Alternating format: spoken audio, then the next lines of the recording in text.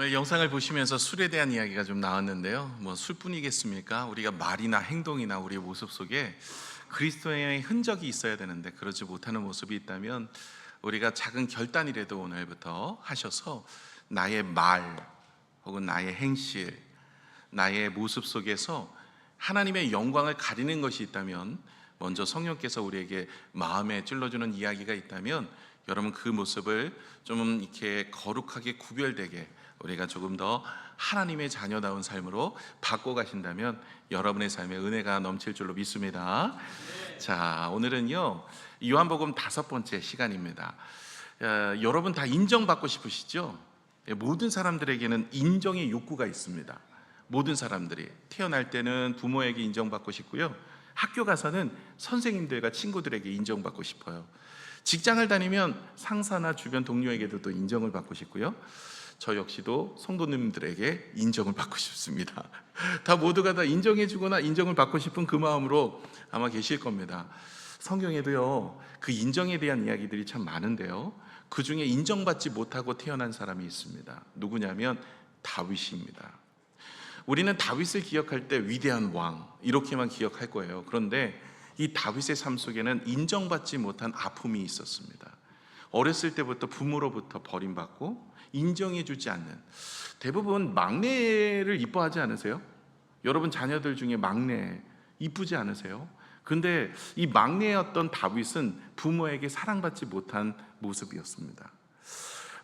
하나님께서 사무엘을 통하여서 이새의 집에 내가 기름 부어 왕을 세울 것이니 가서 기름 부어서 그 사람을 왕을 세울 것이다, 네가 가서 선포해라.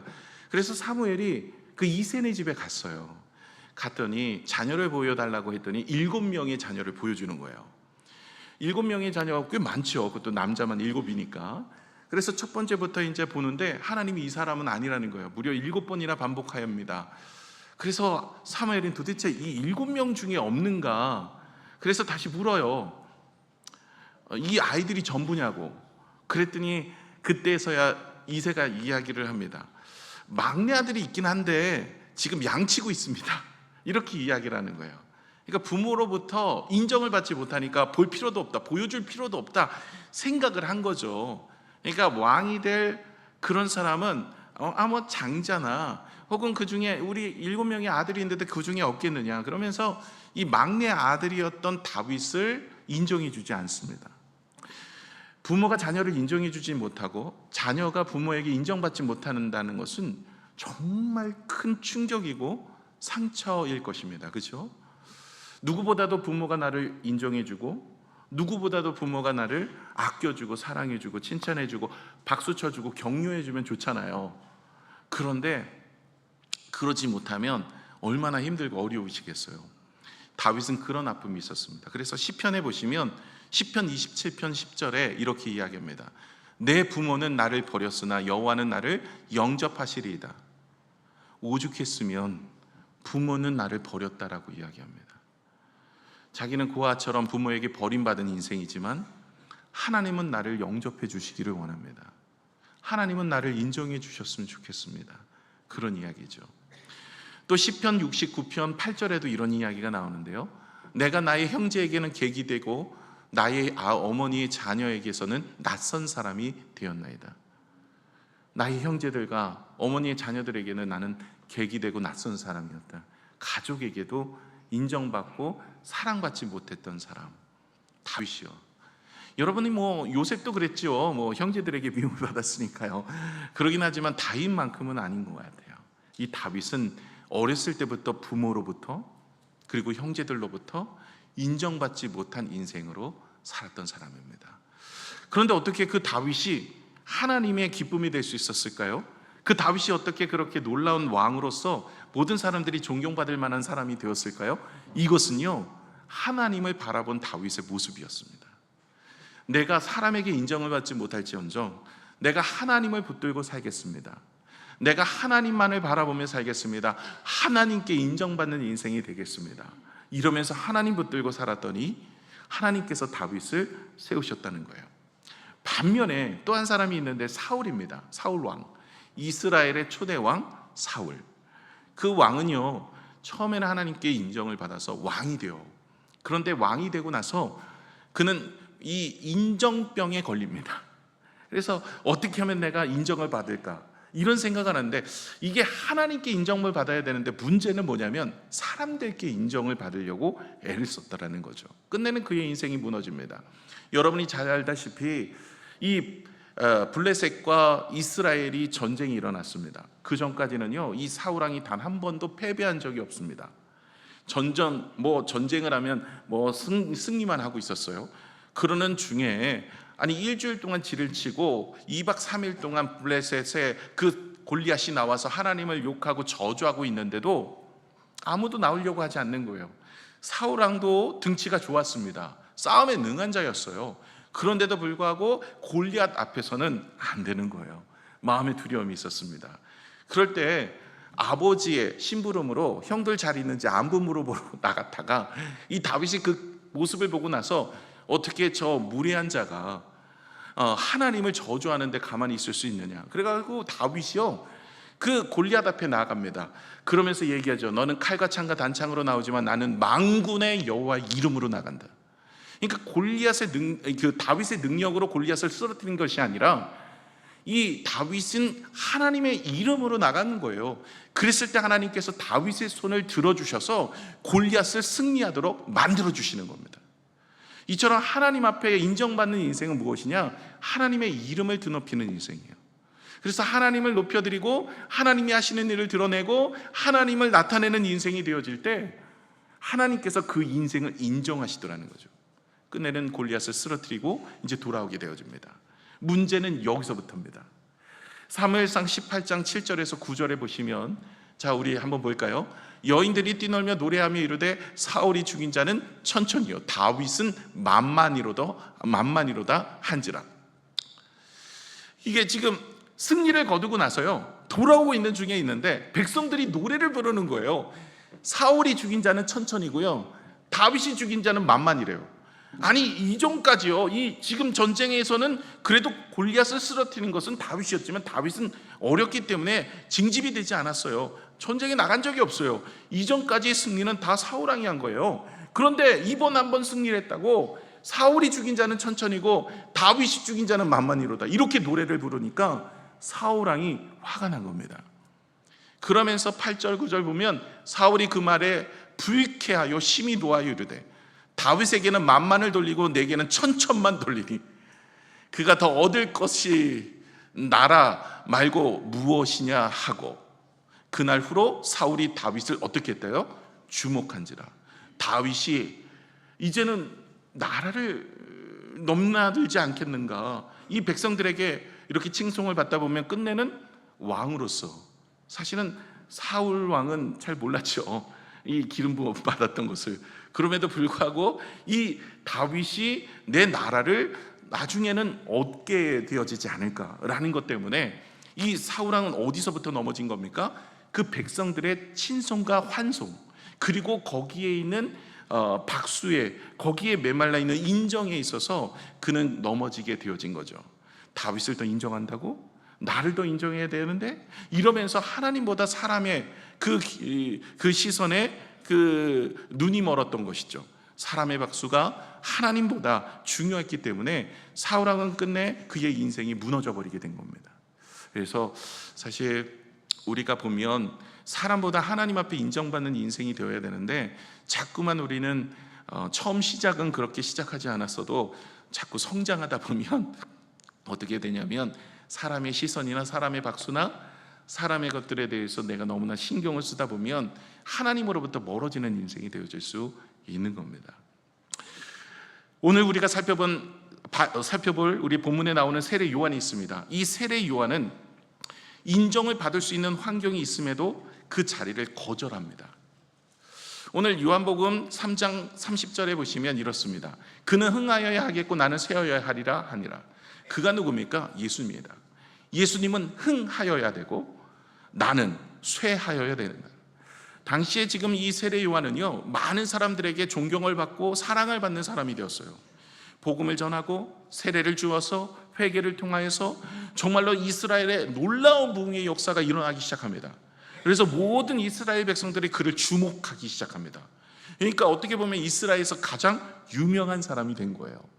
그런 그가 고백하기를 나는 쇠하여야 되고 예수님은 흥하셔야 한다라고 이야기를 합니다.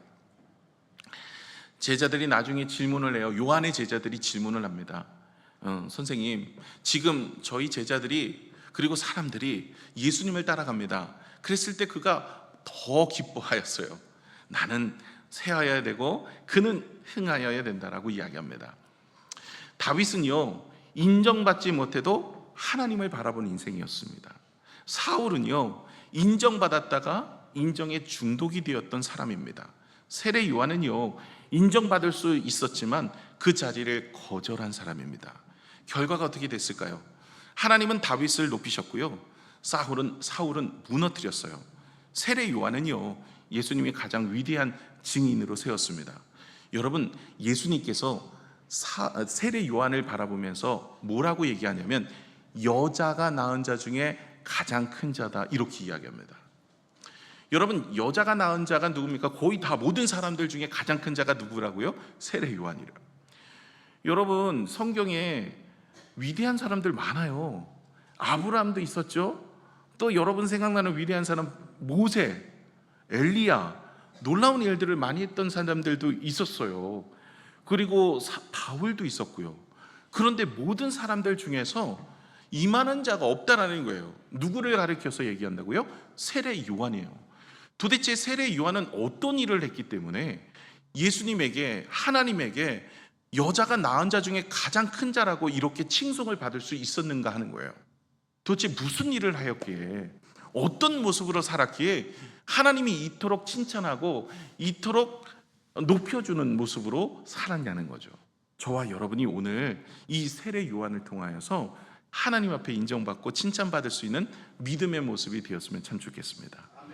먼저 하나님 앞에 칭찬받을 수 있는 인생, 칭찬받는 증인의 삶의 첫 번째는 무엇이냐면 그리스도, 예수 그리스도를 증거하는 삶이었습니다. 이것이 19절에서 21절에 나오는 이야기인데요, 예루살렘에서 이제 유명한 세례 요한에게 찾아와서 사람들을 보냅니다.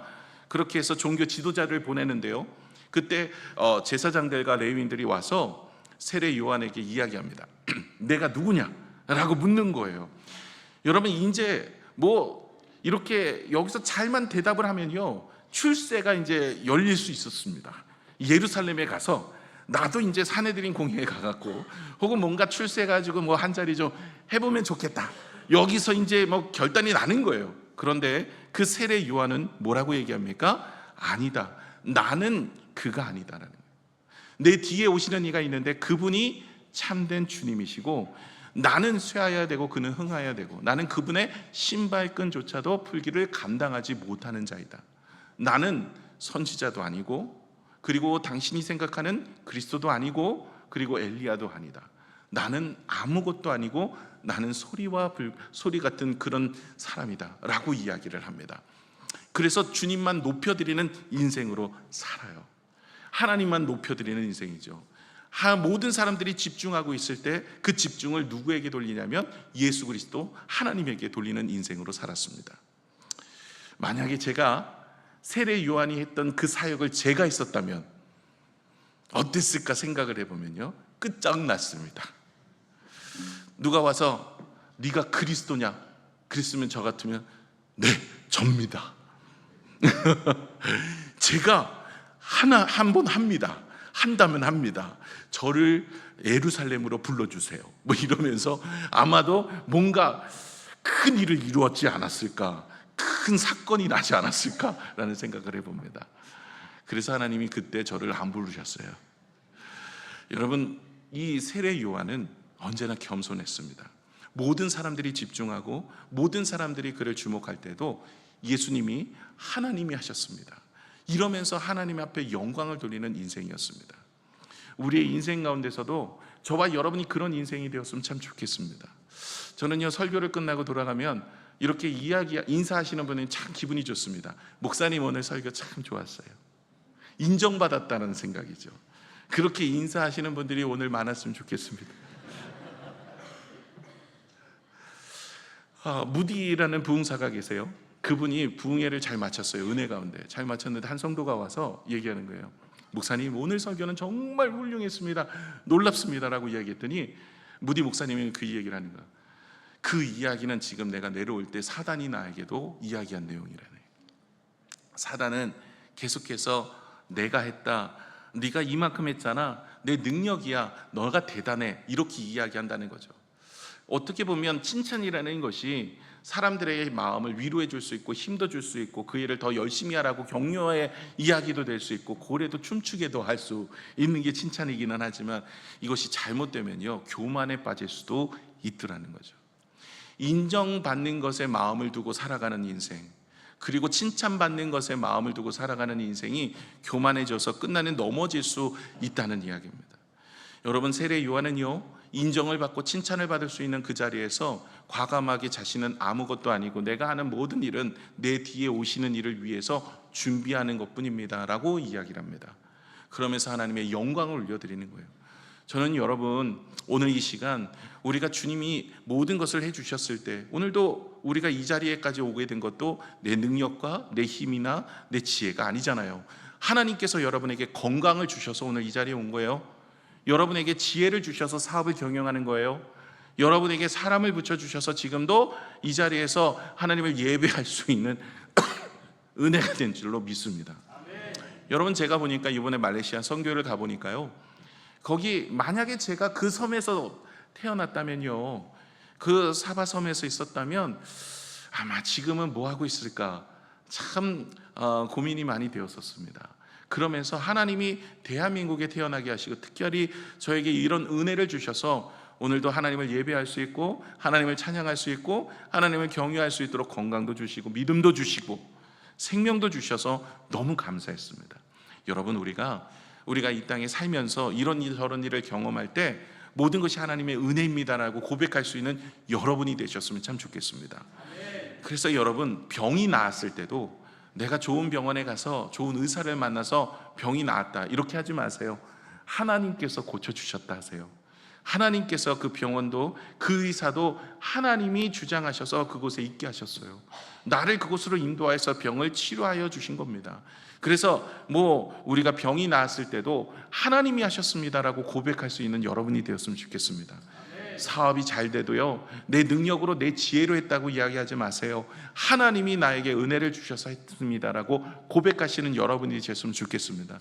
그래서 여러분, 주님이 우리를 도우셨다는 것이 아니라 우리가 주의 일을 하신다 이렇게 이야기하는 게 맞습니다.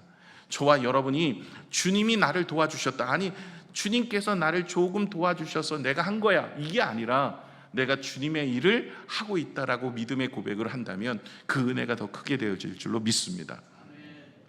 하나님의 은혜, 하나님이 주신 축복을요 자기의 영광으로 돌림으로 인하여서 끝난 인생이 있어요. 성경에 히스기야 왕입니다. 한번 사진 보여주실까요? 이 히스기야 왕은요 두 가지 큰 은혜를 얻었습니다. 첫 번째는 그 아수르의 대국으로부터 공격을 당했을 때 18만 5천 명이었어요. 다 망하고 예루살렘만 남았었는데도 불구하고 하나님께 기도했더니 하나님께서 승리를 주셨거든요. 그리고 나서 나중에 그가 큰 병에 걸렸어요. 죽을 병에 걸렸는데 그가 금식하여 기도했을 때 하나님께서 15년의 생을 연장시켜 주셨어요. 그러면 여러분 같으면 어떻게 하겠어요? 하나님 감사합니다 하시지 않겠습니까? 그래서 이 히스기야의 기도라는 책들도 있고 그 기도를 통해서 전쟁에 승리를 하고 기도를 통해서 병이 낫기도 하고 놀라운 기적의 역사를 경험했던 사람이에요. 그런데 그가 병이 낫고 나서 바벨론에서 사신을 보냅니다. 그 사신은 축하의 사신이었어요. 왜냐하면 병이 들었다가 이제 나았으니까 축복한다고 사신을 보냅니다. 그 사신이 왔는데 히스기야가 무엇을 자랑하게 되었냐면 하나님이 하셨습니다 이렇게 자랑하지 않고 저 모든 것들을 자랑합니다. 하나님이 주신 것들을 자랑해요. 재물을 자랑합니다. 왕궁을 자랑합니다. 무기고를 열어서 모든 것을 자랑합니다. 그러니까 하나님께서 주신 은혜들을 자랑하지 하나님을 자랑하지 않아요. 단 한마디도 하나님이 하셨다고 이야기하잖아요. 이 이야기를 듣고 이사야가 와서 그를 책망합니다. 어찌 그렇게 하시냐고. 당신이 자랑했던 그 모든 것들은 이제 후대에 바벨론으로 다 이전해서 넘어갈 것이다. 이렇게 하나님께서 명하셨어요. 그러니까 이 히스기야가 나중에 남유다가 주전 586년에 멸망을 당하거든요. 그 멸망을 당하여서 그 유다가 이제 바벨론의 포로로 끌려가게 되어지는, 느부갓네살 왕에게 끌려가게 되어지는 단초를, 그것을 주었던 사람이 누구냐면 사실 히스기야 왕입니다. 이 히스기야 왕이 하나님의 영광을 가려진 거예요. 하나님의 영광을 가로챈 겁니다. 자기의 영광으로 바꿔버린 거예요. 히스기야 왕도 선한 왕 중에 하나입니다. 8명의 남쪽에 선한 왕이 있어요. 그 선하다는 얘기는 착하다 그 뜻이 아니라 하나님을 경외했다라는 거예요. 남쪽에 8명만이, 참 남쪽에가요 20명의 왕이 있었고 북쪽은 19명의 왕이었거든요. 북쪽은 하나도 없고요, 하나도 없어요. 북이스라엘은 하나도 없어요. 남쪽은 20명 중에 8명, 반타작도 못합니다. 이 왕이 되어서 하나님을 경외하는 왕은 8명인데 그 중에 한 사람이 히스기야인데, 히스기야도 말년에는 그렇게 실수를 한 거예요. 그러니까 우리가 조심해야 돼요. 하나님이 우리에게 주신 것 하나님이 하셨습니다라고 고백할 수 있는 여러분이 되시기를 축원합니다.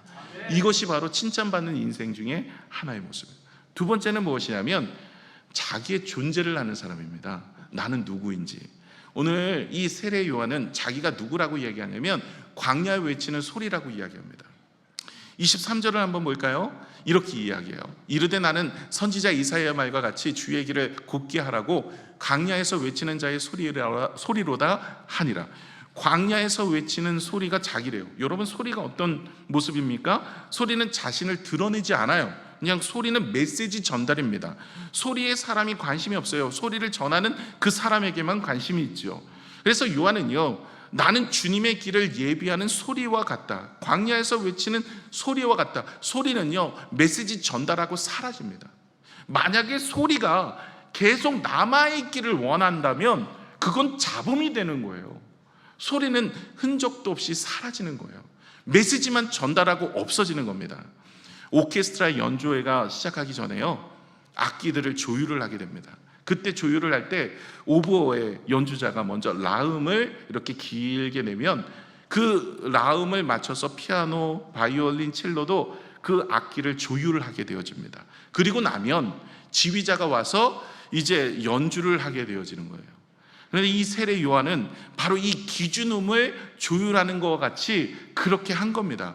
내 뒤에 오시는 이 예수님께서 모든 것을, 인생의 오케스트라를 지휘하여서 아름다운 음악을 만드는 것처럼 나는 그저 이 조율하는 정도 되어지는 것입니다. 주의 길을 예비하러, 주의 길을 곧게 하기 위해서 나는 보냄을 받은 광야에 외치는 소리와 같습니다라고 고백하는 거예요. 자기 존재가 어떠한지를 분명히 알고 있는 겁니다. 그 소리는 그냥 메시지만 전달하고 사라지는 거예요. 하나님의 말씀, 하나님의 음성을 선포하고 사라져버리는 겁니다. 여러분, 우리가 이 땅에 살면서 소리를 안 내는 것도 문제입니다. 주님의 영광을 드러내는 소리를 내야 돼요. 하나님을 증거하는 소리를 내야 돼요. 광야에 외치는 소리가 있는 것처럼 우리도 우리 청라에 외치는 소리가 있어야 돼요. 하나님의 영광을 드러내고 하나님의 말씀을 드러내고 하나님의 음성이 선포되는 믿음의 소리를 내셔야 돼요. 그냥 가만히 있는 자가 아니라 외치는 자의 소리가 저와 여러분이 되셨으면 참 좋겠습니다. 저도 이렇게 오늘 말씀을 준비하면서 돌아보았더니 제가 외쳐야 될 때, 내가 선포해야 될 때, 때를 얻든지 못 얻든지 선포하라 주님이 말씀하셨는데 제가 주님의 음성에 선포하지 못하고 말하지 못했던 그럴 때가 있더라고요. 주님의 소리로서 주님이 나를 통해서 선포하기를 원하는 그 모습으로 내가 드러내지 못했던 내 모습이 있었습니다. 회개하게 되었어요. 또 하나는요, 이 소리처럼 사라져버려야 되는데 자꾸만 내 이름을 드러내고 혹은 내가 했던 모습을 드러내고 혹은 내 행위를 드러내고 자꾸만 잡음을 내게 만드는 하나님의 영광을 가리는 나의 모습을 보게 되었습니다. 하나님께 회개하게 되었습니다. 여러분, 우리가 침묵해서도 안 돼요. 소리를 내야 돼요. 그러나 그 소리는요, 예수 그리스도의 영광을 드러내는 소리가 되어야 되고, 그리고 우리는 그 메시지를 증거하고 소리 소문 없이 사라지는 인생이 되어야 되죠. 오늘 이 세례 요한은 그런 모습이었어요. 이 세례 요한은요, 정말 하나님의 복음을 증거하고 소리 없이 사라지는 그런 인생이었어요. 성경에 보시면 다른 인물들, 유명한 인물들보다 그 삶의 내용들이 작게 쓰여졌어요. 그런데도 불구하고 여자가 낳은 자 중에 가장 큰 자라고 이야기할 정도로 귀한 사람인데, 뭐 아브라함의 이야기, 이삭의 이야기, 요셉의 이야기, 뭐 이런 믿음의 선진들의 이야기들은 정말 방대하게 쓰여져 있는데, 오히려 이 세례 요한에 대한 이야기는 그렇게 크게 많이 쓰여 있지 않습니다. 성경에도 조차도 그의 이름이 드러나기를 본인이 원치 않았던 건지, 그는 그 삶에 있어서 하나님 앞에 소리로서 증거하며 나아갔던 거예요.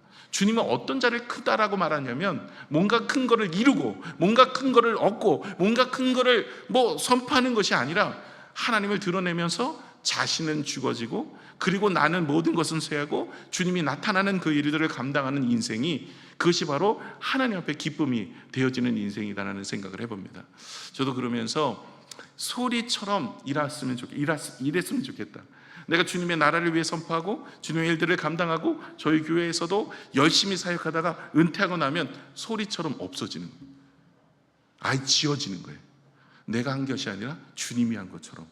그래서 요즘엔 늘 그런 생각하고 있어요. 아직 멀리 남아있는데, 은퇴할 날이 남아있는데도 계속 은퇴 생각을 하고 있어요.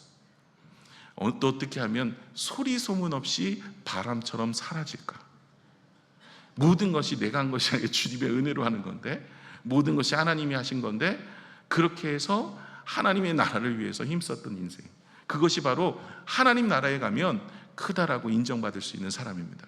무슨 업적을 만들거나 큰 교회를 만들거나 뭔가 큰 거를 한 것이 아니에요. 주님의 영광을 드러내고 하나님 나라를 선포하고, 그리고 본인은 흔적도 없이 사라지는 인생, 그것을 천국에서는 크다라고 말하고 있는 것이고 칭찬받는 증인의 삶입니다. 세 번째는 무엇이냐면 24절에서 28절인데, 자신을 낮추는 인생이었습니다. 오늘 25절에서 27절까지 한번 내용을 볼게요. 우리 25절을 같이 읽겠습니다. 시작. 엘리야도 아니요 그 선지자도 아니시기에 어찌하여 세례를 베푸느냐. 요한이 대답하되, 나는 뭘로 세례를 베풀거니와 너희 가운데 너희가 알지 못하는 한 사람이 섰으니, 예수님입니다. 곧 내 뒤에 오시는 그이가 나는 그의 신발끈을 풀기도 감당하지 못하겠노라 하더라. 지금 세례 요한이 이렇게 겸손하게 할 수밖에 없었던 이유 중에 가장 결정적인 증거가 27절입니다. 그는 어떤 마음으로 주의 일을 하냐면, 지금도 예수님보다 6개월 먼저 그 사역을 진행하면서 많은 사람들에게 회개를 촉구하는 세례를 주게 되어집니다. 그리고 놀라운 일들을 이루어요. 표적을 행하여 말씀을 전하여 수고를 해요. 애씀이 있어요. 그래서 이스라엘에서 가장 유명한 사람이 되었습니다. 그런데 이 세례 요한은 어떤 마음으로 그 일을 하냐면, 나는 주님의 신발끈을 풀기도 감당하지 못하겠노라 라는 믿음의 모습으로 하고 있더라는 거예요. 여러분, 그 당시는 샌들을 신었어요. 그래서 이 집에 들어가게 되어지면 샌들의 줄을 풀게 되어지는데, 끈을 풀게 되어지는데, 그걸 누가 했냐면 그 당시에 종이나 노예가 했었어요. 가장 낮은 자가 한 거예요. 그리고 샌들을 풀거나 샌거를 묶는 그런 일을 종이나 노예가 했었는데, 나는 주님의 신발끈을 풀기조차도 감당할 수 없습니다 라고 이야기는, 나는 주님의 종이라고 부르는 것조차도 나는 버겁습니다. 나의 존재는 아주 비천합니다 라고 이야기를 하는 겁니다. 어떻게 이렇게 이야기할 수 있죠? 찰스 스펄전 목사님도 이런 이야기를 해요. 다른 사람들이 목사님은 어떻게 그렇게 겸손할 수 있습니까? 라고 이야기하는데, 그는 이런 말을 합니다. 나는 매일 예수 그리스도를 바라보기 때문입니다 라고 얘기해요. 아니, 매일 예수님을 바라보는데 어떻게 겸손이 나오냐면요, 산을 가까이 가면 내가 작아 보이고요, 바다를 바라보면 내가 작아 보이고, 하물며 창조주 하나님을 바라보면 어떻겠습니까? 나는 작아 보일 수밖에 없다라는 거죠. 비행기를 타고 올라가 보면요, 이 땅에 보면 정말 아파트 그 높은 것도요 조그매 보여요. 지난번에 저희 교회 위로 비행기가 지나간 적이 있어요. 우리 교회가 보이는 거예요. 그렇게 쇠가 빠지게 노력해서 지어놨더니 요만해요. 천국에 가서 보니까 아무것도 안 돼요. 여러분의 집도 마찬가지예요. 평생 이렇게 해서 해봤더니 거기 여러분 호수도 보이지도 않아. 하늘에 보면 아무것도 아니에요. 진짜 먼지 같더라고요. 그런데 그 세상을 만드시고 우주를 만드시고 모든 것을 창조하시고 모든 것을 주관하시고 모든 것을 이끄시는 하나님이 우리 아버지 되어주시고, 나를 부르셔서 나에게 생명을 주시고 비천한 나에게 영원한 은혜를 더하여 주신 그 은혜를 생각하면 나는 정말 아무것도 아니다라는 생각을 하게 됩니다. 그런 마음으로 주님에게 봉사를 하는 거예요. 그러면서 누가복음 17장 무익한 종에 대한 비유를 여러분 보시면 그 은혜를 더 깊이 묵상할 수가 있는데요. 그는 이 종이 하루 종일 밭을 밀고 그리고 양을 치다가 집에 돌아옵니다. 그럼 주인이 뭐라고 얘기해요? 수고했으니 와서 앉아서 같이 저녁을 먹자, 이렇게 이야기하지 않는다는 거예요. 오히려 내 먹을 것을 준비하고 띠를 띠고 내가 먹고 마시는 동안 수종을 들라, 이렇게 얘기해요. 열심히 하루 종일 일했는데 돌아와서 너 밥 차려, 그리고 내가 밥을 먹는 동안 너는 띠를 띠고 수종을 들어, 이렇게 이야기한다는 거예요. 그리고 나서 그 후에도, 모든 명령 후에도 칭찬이나 보상을 요구하지 않는데요. 왜요? 그는 종이기 때문에 그런 거예요. 누가복음 17장 10절에 보시면 이렇게 이야기해요. 이와 같이 너희도 명령받은 것을 다 행한 후에 이르기를 우리는 무익한 종이라, 우리가 하여야 할 일을 한 것뿐이니라 할지니라. 해야 될 일을 한 것이지 칭찬받을 일을 한 것이 아니다라고 얘기해요. 여러분, 바울이요, 로마서 1장 14절에 보시면 뭔 얘기가 나오냐? 나는 여러분의 빚진 자다라는 이야기가 나와요. 빚진 자. 나는 헬라인이나 유대인이나 그리고 야만인이나 그리고 약한 자나 모든 사람들에게 내가 빚을 졌다라고 얘기해요. 복음의 빚을 진 거예요. 그래서 섬기고 애를 쓰고 노력하고 파선을 몇 번을 당하고 매를 맞고 목숨이 달아날지라도 그들에게 사랑을 전하면서 말씀을 전하고 힘쓰는 거예요. 내가 상급을 받고 보상을 받으려고 하는 것이 아니라 빚졌기 때문에 그렇게 한다는 거예요. 여러분, 빚진 자가 빚을 갚으면 그 상 받을 일입니까? 빚 갚는 사람은 상 받을 일이 아니에요. 그냥 빚을 졌어요. 그럼 내가 빚을 갚아야, 그건 당연한 일이다, 이 얘기입니다. 복음을 전하는 일이 나의 인생엔 당연한 일이다. 내가 뭔가를 상급을 받고 뭔가를 보상을 얻기 위해서 하는 일이 아니라, 내가 하는 모든 일은 주께서 나에게 사명을 맡겨주셨으니 내가 당연한 일을 하는 것. 만약에 그 일을 하지 않으면 내가 화가 있을 것이다. 이게 고린도전서 9장 16절에 나오는 말이에요. 당연하게 해야 되는 일이에요. 이 복음을 전하고 하나님 나라를 위해서 힘쓰고 하나님을 예배하고 하나님을 선포하고 하나님 나라를 위해서 수고하고 애쓰는 모든 것은 내가 보상이나 칭찬을 얻기 위해서 하는 것이 아니라, 주님이 나에게 생명도 주시고 나의 인생에 영원한 생명을 허락하여 주시고 영생의 축복을 허락하여 주시는, 정말로 먼지보다 못한 나의 모습을, 비천한 나의 모습을 은혜 주시고 힘 주셔서 하나님의 자녀 삼아 주시고, 그 은혜가 너무나 커서 내가 종이라고 부름받아주지도 못하고 오직 주님 앞에 당연한 일을 한 것뿐이고 나는 빚 갚는 마음으로 일을 하는 것이다, 이렇게 고백을 합니다. 우리가 오늘도 찬양대로 헌신을 하고 주차 봉사자로 헌신을 하고 안내자로 헌신을 하고 여러 가지 교사로서 또 목자로서 수고하는 분들이 참 많으십니다. 그런데 우리의 마음속에 칭찬받을 만한 마음은 무엇이냐? 내가 빚진 자의 마음으로 합니다. 내가 하나님 앞에 빚진 자고 성도들 앞에 빚진 자로 내가 합니다. 뭔가를 받을 게 있어서, 뭔가를 얻을 게 있어서, 이것을 봉사를 하면 내가 뭔가 얻을 게 있어서 내가 상 받고 나에게 축복을 주고, 이 상 받고 축복을 나중에 하나님이 주시겠지요. 그러나 그것이 내 마음의 중심이 아니라 내가 당연한 은혜를 입었으니 그것은 당연한 겁니다. 봉사를 하는 것도 수고를 하는 것도 애씀도 당연한 겁니다 라고 믿음으로 고백하며 나아간다면 하나님께서 그 모습을 크게 여기신다는 거예요. 아름답게 여기시고 기뻐하시는 겁니다. 마지막 예화로 미켈란젤로라는 분이 계시는데, 그분이 시스티나 성당의 천장에 천지창조의 그림을 그려요. 이게 보기에는 이렇지만 되게 커요. 그런데 이 방대한 그림을 무려 4년에 걸쳐서 그립니다.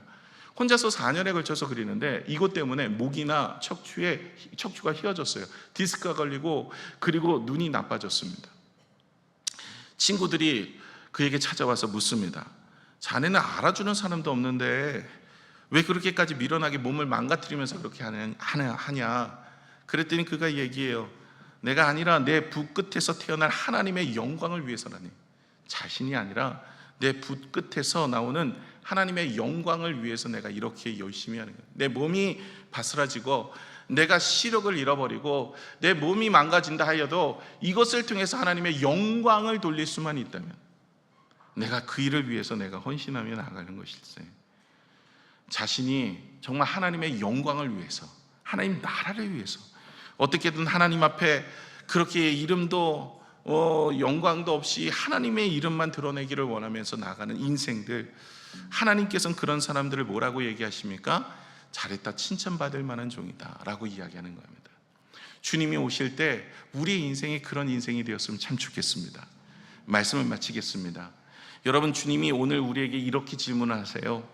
너의 인생의 무대의 주인공은 누구이냐? 너의 인생의 무대의 주인공이 누구이냐?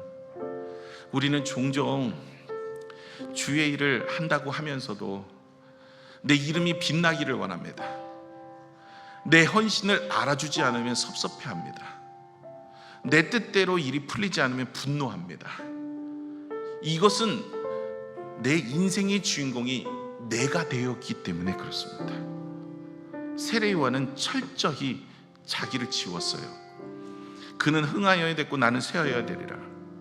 저와 여러분의 인생의 주인공은 누구이십니까? 보네포 목사님이 쓴 책이 제자도라는 책이 있어요. 거기 이런 말이 나옵니다.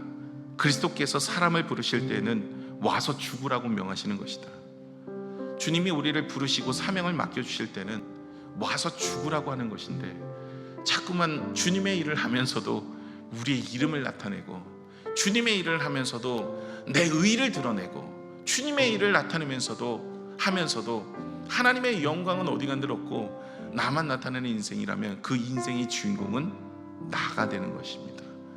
오늘도 저와 여러분이 주님의 영광을 드러내고 내가 죽으면 주님이 살아나는 역사, 나는 죽고 예수로 사는 인생, 그런 인생으로 사신다면 세례 요한을 향한 하나님의 축복의 말씀처럼 저와 여러분을 향한 아름다운 모습은 잘했다 칭찬받고 참 충성된 종이라고 칭찬하는 모습이 되어질 것입니다. 세례 요한의 위대함은요, 그가 행한 기적 때문이 아니었습니다. 세례 요한의 위대함은요, 큰 교회를 만들었기 때문이 아닙니다. 많은 사람을 모아서도 아닙니다. 오직 평생 예수님만 전하였기 때문에 그렇습니다. 우리의 부르심에는 바로 이것을 하나님이 원하고 계시는 것 같습니다. 주의 영광만 나타나고 주님의 나라만 선포되어지고 우리는 그냥 울리는 소리와 같이 그 메시지를 증거하는 자와 같이 그렇게 선포되어진다면 하나님 보시기에 우리의 모습은 아름다운 모습일 것입니다. 저와 여러분이 세례 요한과 같이 이 땅에 사는 동안 주의 영광을 돌리며 살아낼 수 있는 믿음의 삶이 되어지기를 축복합니다. 기도하겠습니다.